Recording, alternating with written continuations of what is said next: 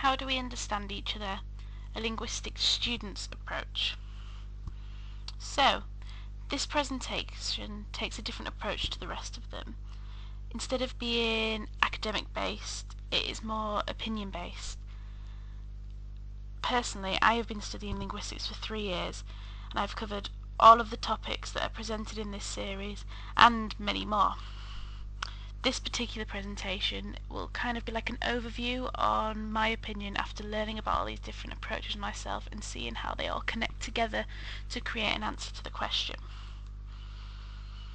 So, how do we understand each other? I believe that all these elements work together to create what would be considered an understanding of people. I believe we understand people through knowledge of them and the real world around them.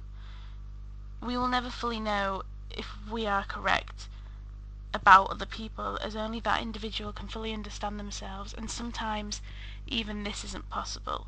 A lot of people don't understand why they feel certain emotions or why they think and say certain things. We can only think why and predict why. So, as stated before, communities of practice are really important.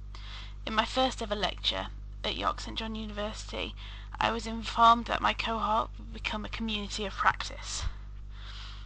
At first I didn't really understand what this meant, but right now I believe that this is true, as there are things that I can speak about with others on my course that out-group members, such as my parents, would not particularly understand. But between everyone on the cohort, there's a mutual understanding between one another within the in-group that helps us understand one another as individuals as well as a community of practice. Attitudes to language has had a big impact on me while studying at York St John University. Throughout my own academic journey, I have been educated to not pin stereotypes to specific language or accents and not to judge people. This has opened my eyes to how individuals can deceive stereotypes given to them by the media. If you disregard these stereotypes, you can understand individual people rather than assume that they are the same as everyone else in that category.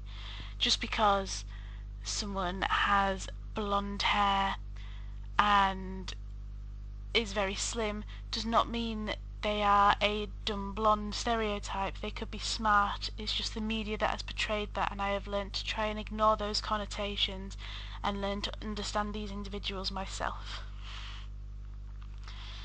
So, language in society played a big role.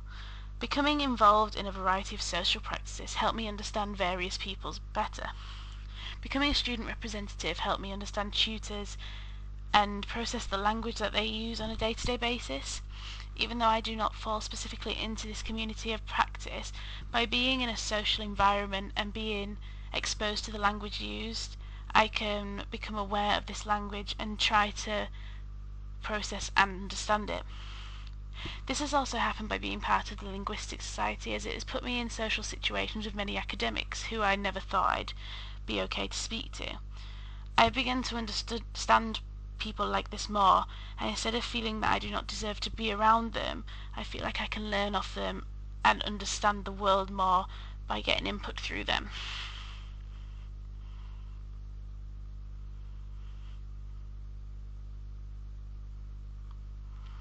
So, Andrew Merrison has stated in 2013, 2014, 2015 and 2016 that it is not crucial to understand everything, but by understanding something you have gained.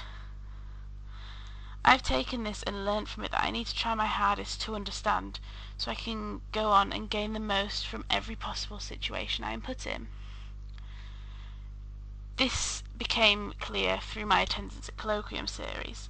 Some topics were not centred around elements of linguistics that I have chosen to study, so I did not entirely understand them. But by listening and trying to understand, I made the most out of them that I could, and could use them to help with my work. Teaching to learn is something that sounds weird, but when you get used to it, it's really important. Through learning to teach on the CELTA in YESOL and through a work placement at a secondary school, I learned that teaching does not always enhance students, not only enhance students, but it also enhances your own learning and understanding. You're not just learning the topic that you're teaching, but you're learning about the situation you're in, the participants you're around, and elements of everyday life. Teaching can be considered the best way to learn, and even if you think you know everything, you'll always find more by teaching people and seeing their input and their understanding of a specific situation. Learning languages is really important. As stated in the TESOL presentation, it doesn't only help you understand words, but also the culture and the people surrounding these words. Through studying Spanish, a new world was opened up to me. I began to understand elements of the world that I wasn't able to access in my own language, as part of their culture was not part of mine, and it became clear to me that all languages add something unique to the understanding of the world. So my conclusion to this question is, even though all of this and so much more is relevant, I don't think I can truthfully answer the question, how do we understand each other? I have elements that I believe contribute from all factors of linguistics and life that I have learned whilst being at York St John. I can only try to understand as much as I can, and I have to make the most out of all situations. By having this outlook when studying my degree, I have made the most and understood as much as I could of the degree to take forward in life, and maybe help other people understand other aspects too.